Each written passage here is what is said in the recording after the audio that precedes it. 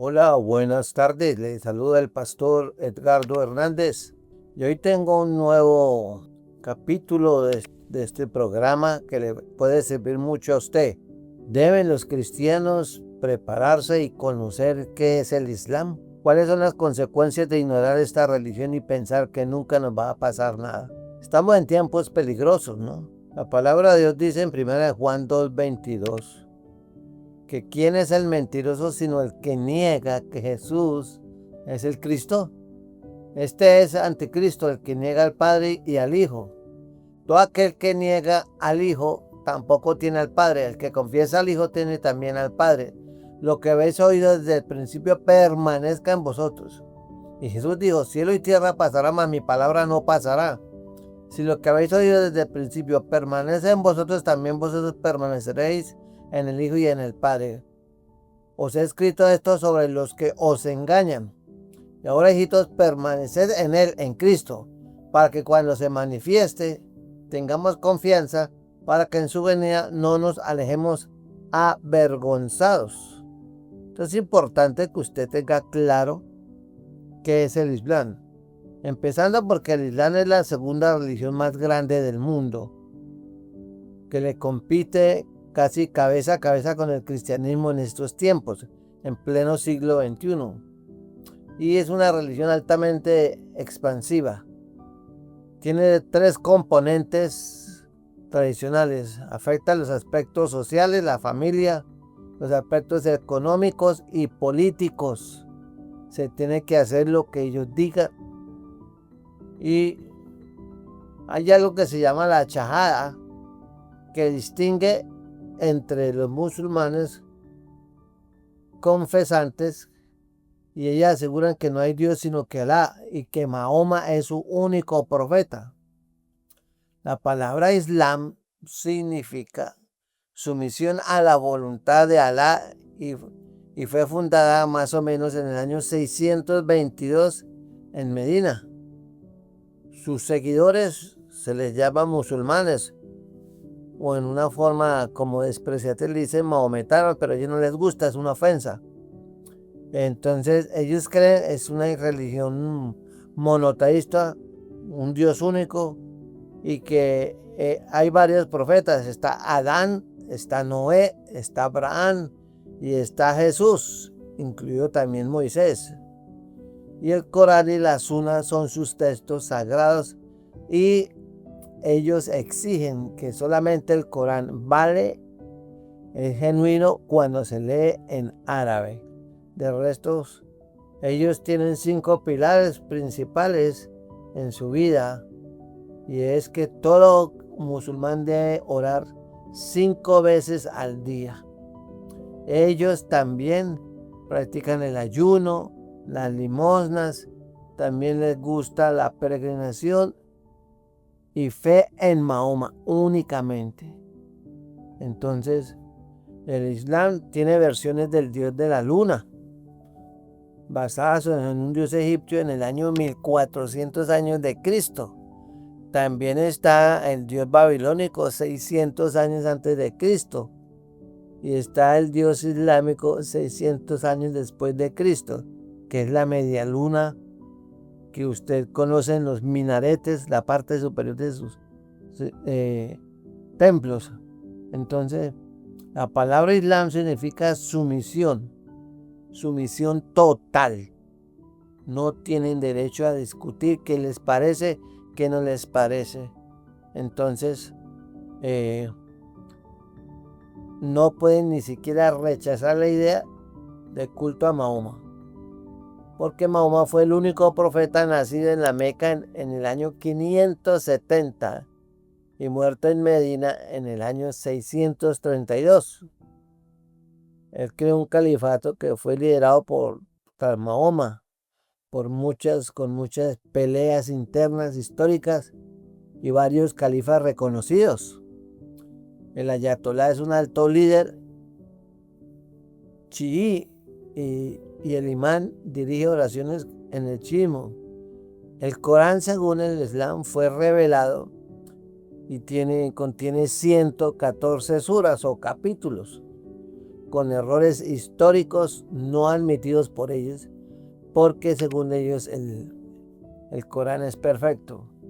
Tienen algo que llaman la ley Sharia, que es la encargada de regular la conducta moral y vida social del practicante. Y la yihad es un esfuerzo en defensa del Islam, a veces violento. Cuando declaran la yihad islámica es la guerra santa, entonces ellos deben luchar y dar su vida, es un honor, y tendrán 72 vírgenes en el futuro que lo recibirán en la gloria según ellos. También hay cosas discutibles y que dan que pensar bastante. Y es que, por ejemplo, hay organizaciones como el Hezbollah, el Al-Qaeda, que son organizaciones político-militares del Islam. También ellos tienen un sitio sagrado que se llama la Kaaba en la Meca, que es lo más sagrado que es, y es obligación ir por lo menos una vez en la vida. Entonces la historia del Islam siempre es una historia, es una religión política expansiva, es militar y es religiosa. Ha tenido grandes imperios como en el siglo XVIII. Su crecimiento actual es totalmente agresivo. Europa está prácticamente islamizada. Entonces, tienen más de 1.200 millones de personas, o sea, una quinta parte de la población mundial es musulmana. Y el cristiano que está esperando que Cristo venga, para los que quieren estudiar y estar preparados, la palabra dice velad y orad.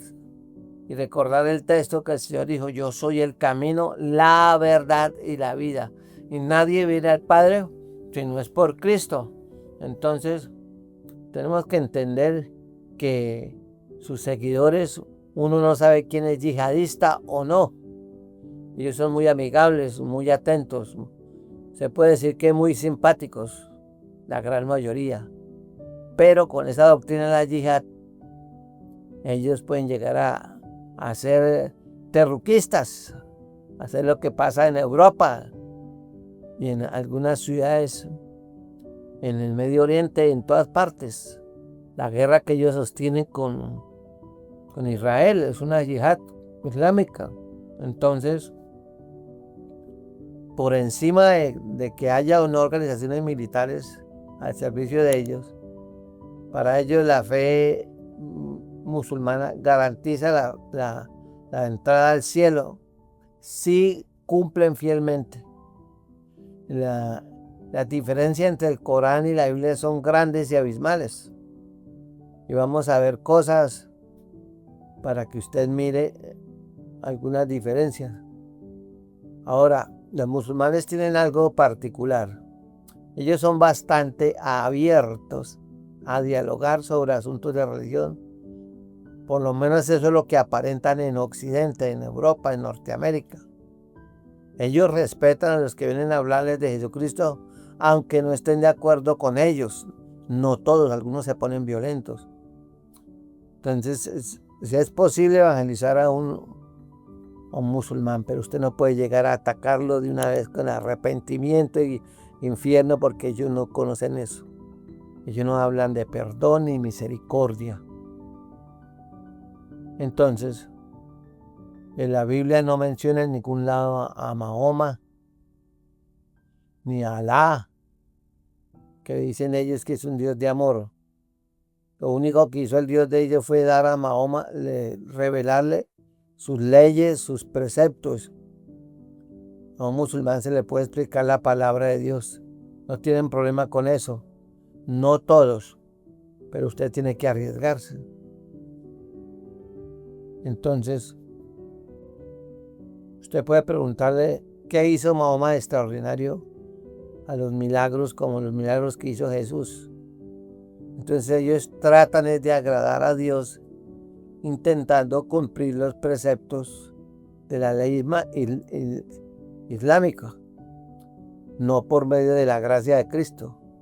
Entonces, por ejemplo, lo que habla Juan 1:29, vamos a buscarlo. El siguiente día vio Juan a Jesús que venía y le dijo: aquí el Cordero de Dios que quita el pecado del mundo. Señaló a Cristo. En el Corán usted no encuentra eso. Allá no es la salvación, no es por gracia ni por fe, sino cumpliendo los preceptos de la ley islámica. Es muy interesante esto para que usted se ambiente y sepa cómo conducirse. Entonces, vemos también muchas cosas. Mateo 24:24 nos advierte, y esto debe oírlo con mucha atención usted si es cristiano, porque poco a poco la persecución mundial contra los cristianos, y yo creo firmemente que uno de los enemigos más grandes que tiene el cristianismo como religión es el Islam. Y Mateo 24:24 nos advierte, dice: porque se levantarán falsos cristos y falsos profetas y harán grandes señales y prodigios, de tal manera que engañarán, si fuera posible, aún a los escogidos. Y hoy tenemos muchos, por ejemplo, en Puerto Rico hay muchos cristianos, pero increíblemente el Islam ha penetrado la isla del encanto, y cualquier cantidad de cristianos, decenas, cientos de cristianos que han profesado seguir a Cristo, hoy ya son musulmanes. Entonces, la escritura dice en Juan 6:57, como me envió el Padre viviente, decía Cristo, y yo vivo por el Padre, así mismo el que me come a él también vivirá por mí. Entonces, ellos no aceptan esas palabras. Ahora mire lo que dice Gálatas 1:8, que es una advertencia para la iglesia de ahora especialmente. Dice: mas si aún nosotros, decía el apóstol Pablo a la iglesia de Galacia, o un ángel del cielo os anunciara otro evangelio diferente del que os hemos anunciado, sea anatema. Entonces, da pena, y luego con mucho respeto, pero Mahoma fue un falso profeta y solo habló lo que Satanás le reveló, porque eso es que le reveló el Islam a las suras, el ángel Gabriel, eso es falso. Y que la salvación se gana cumpliendo los preceptos estrictamente que ordena el Islam. Entonces la Biblia dice lo contrario. La Biblia dice en Efesios 2:8, porque por gracia sois salvos por medio de la fe, y esto no de vosotros, pues es don de Dios, no por obras, para que nadie se gloríe. Dice no por obras. O sea que usted no puede pensar que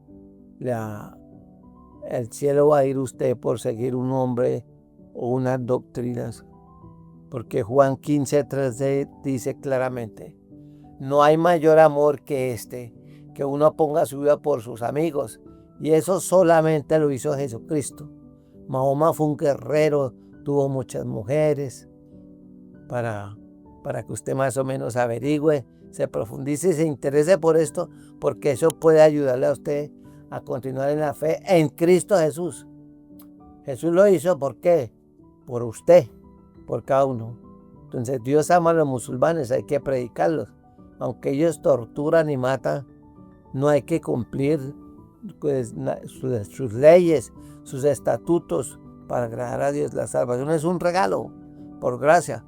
Tampoco usted tiene que tratar de llegar al nivel de la perfección de Dios por medio de su ley santa y perfecta, porque nadie puede cumplir la ley. Por eso vino Cristo a cumplir la ley. Y el cumplimiento de la ley es cuando usted ama a su prójimo como a usted mismo. Entonces, la perfección quiere decir madurez, crecimiento continuado. Entonces, usted tiene que entender que Cristo es superior a Mahoma. Entonces, no basta decirle a un musulmán que Cristo es un profeta. Usted sabe que Cristo es el Hijo de Dios. Por eso, por ejemplo, la mujer samaritana lo reconoció primero como profeta, pero cuando Dios se reveló a su vida, lo reconoció como Cristo, el Mesías. ¿Dónde está eso? En Juan 4:19, 29 y verso 42. Entonces es importante que usted lo practique. Ahora, hay algo especial que usted debe tener en cuenta. El Corán niega que Jesús es el Hijo eterno de Dios. No lo acepta con la misma naturaleza divina como Dios el Padre. No reconoce la deidad. El Corán niega que el Espíritu Santo sea una persona divina en conjunto con el Padre y el Hijo.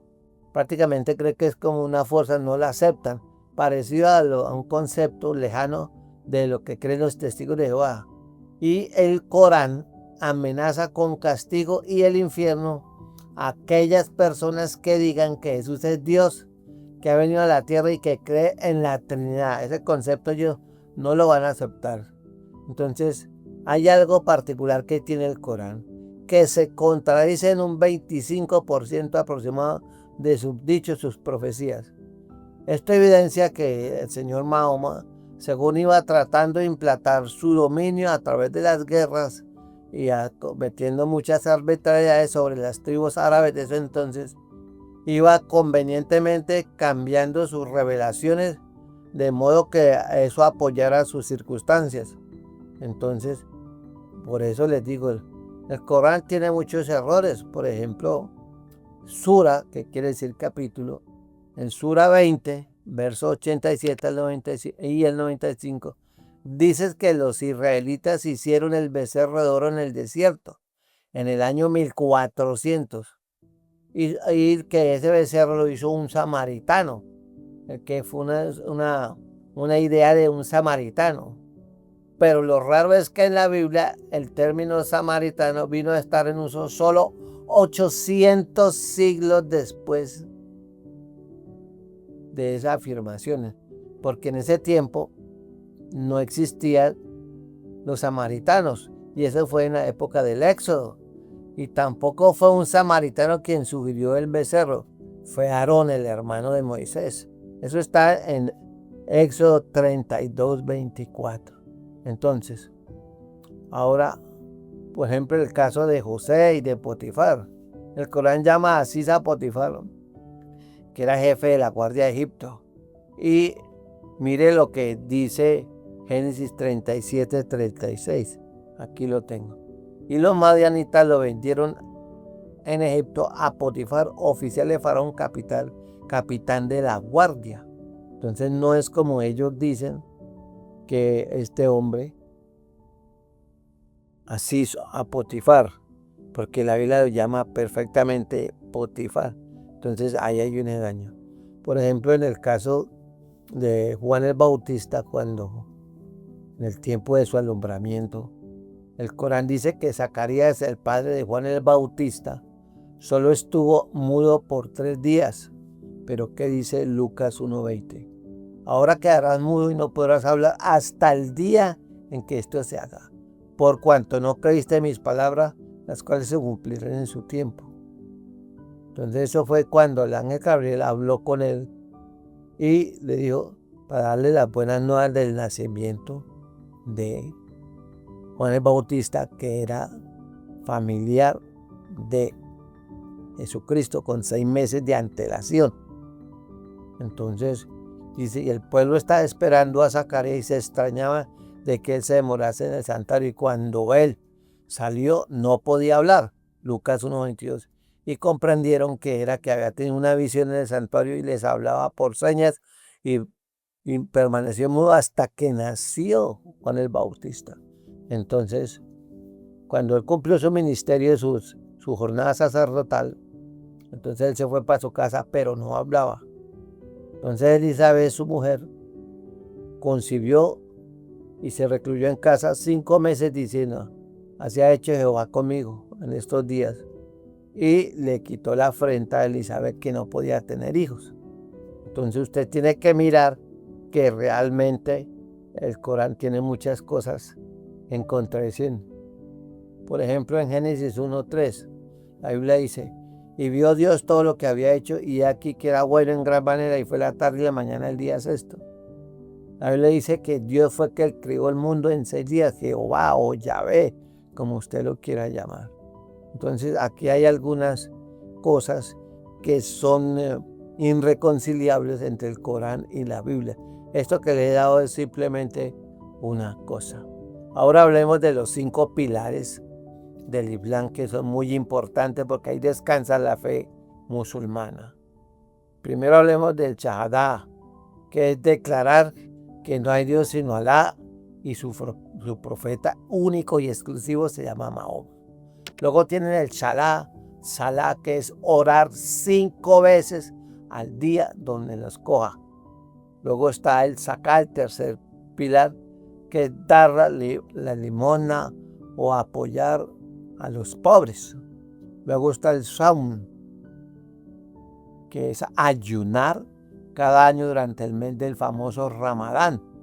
Y por último está el Hajj, hacer una peregrinación una vez en la vida, como mínimo una vez, a la ciudad de la Meca.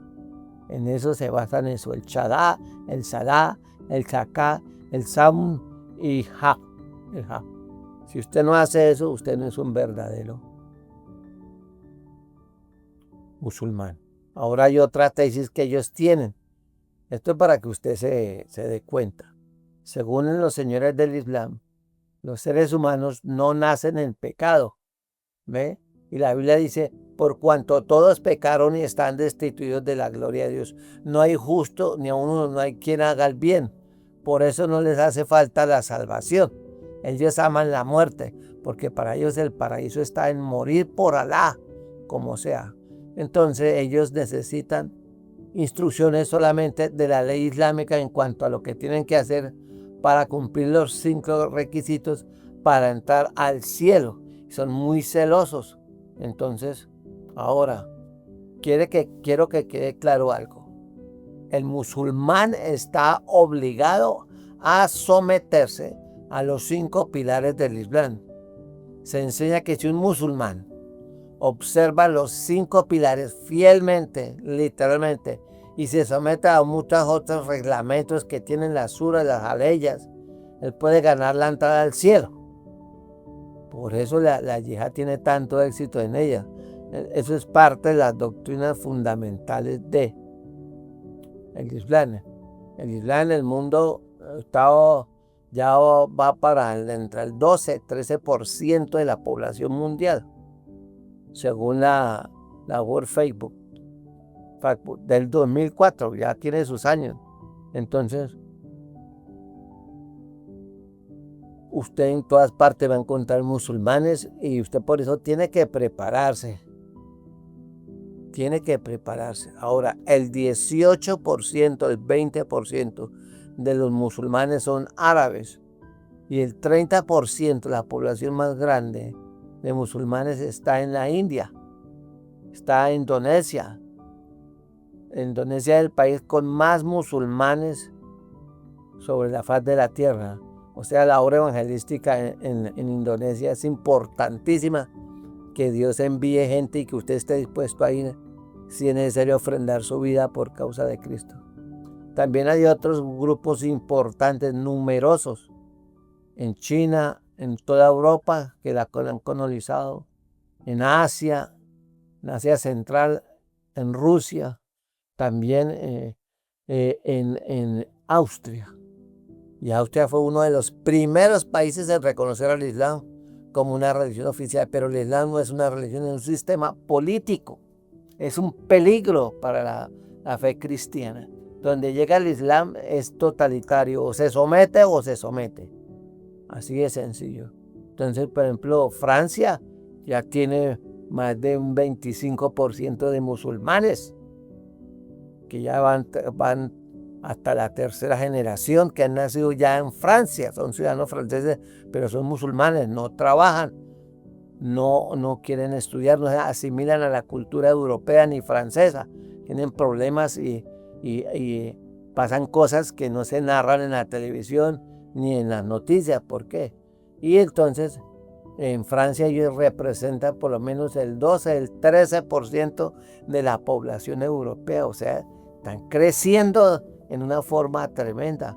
Entonces, el imperio musulmán, que yo lo mencioné hace unos minutos, tuvo 3 grandes imperios: el imperio otomano en Turquía, el imperio musulmán en el Medio Oriente, y en el Mediterráneo el Safavi y y en Irán tuvieron otro imperio junto con Mongolia, también en Asia Central y parte de la India.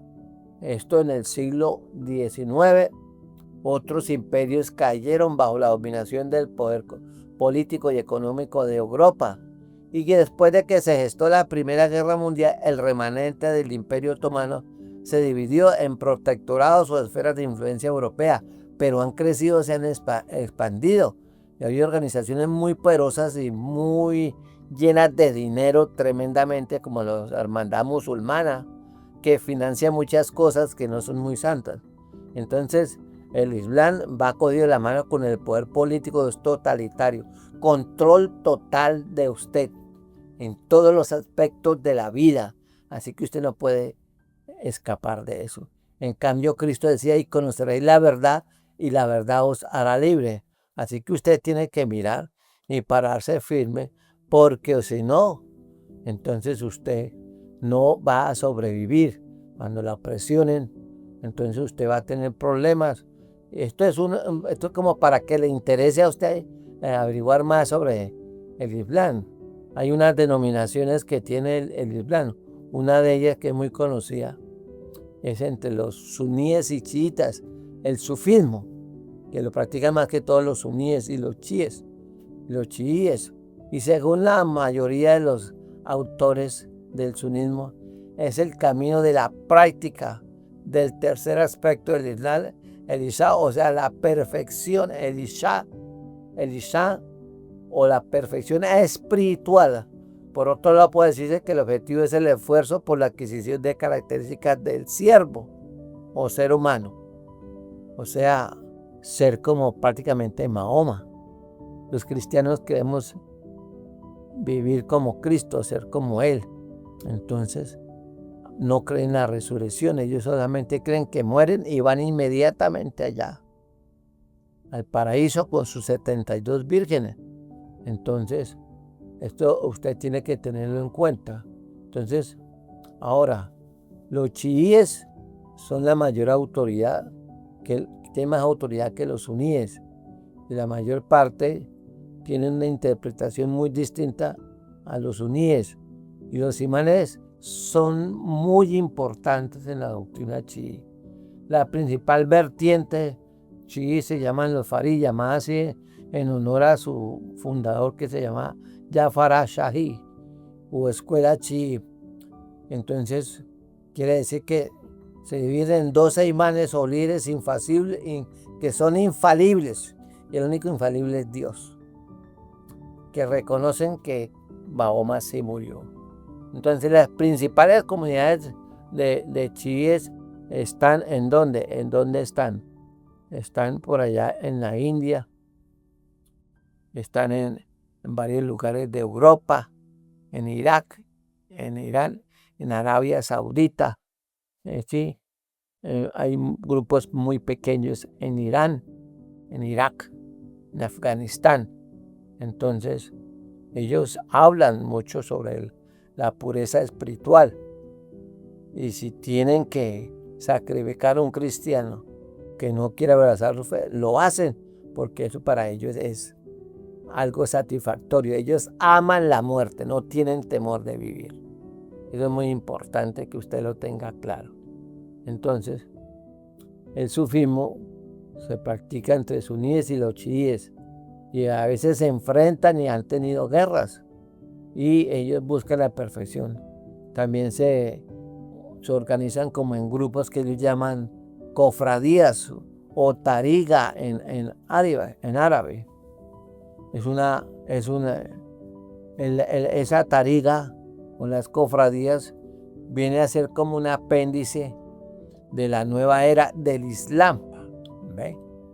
Entonces, por ejemplo, hay una secta que se llama Ahmadía, que fue establecida por un señor que se llama Arad Mirza Ghulam Ahmad en el año 1889 en la India, en Cadín, India, y niegan que Mohammed sea el profeta, el último. Entonces viene un choque monumental entre ellos y se dividen. Entonces ellos promueven un sincretismo entre cristianismo y el islam, una revuelta. Son notorios porque son muy proselitistas en las universidades y eso ha llegado a Canadá, ha llegado a Estados Unidos, ha llegado a Brasil, a Uruguay, a Paraguay, está llegando a México, ha llegado aquí ya a Colombia. Entonces, y los cristianos dormidos. Por eso nosotros tenemos que velar y orar para que no entremos en tentación. Entonces, quede claro que el 90% de los musulmanes son suníes. Solo son una minoría, y con esto termino, frente a los chiíes, a los chiíes en Irán, en Irak y en el Líbano. Entonces, por eso se enfrentan y se matan unos a otros. Así que yo le animo a que tome interés en esto y conozca, porque hay un dicho que dice por ahí: conoce a tu enemigo. Gracias por la atención, que Dios me los bendiga, que Dios los guarde. Estuvo con usted el pastor Edgardo Hernández. Bendiciones.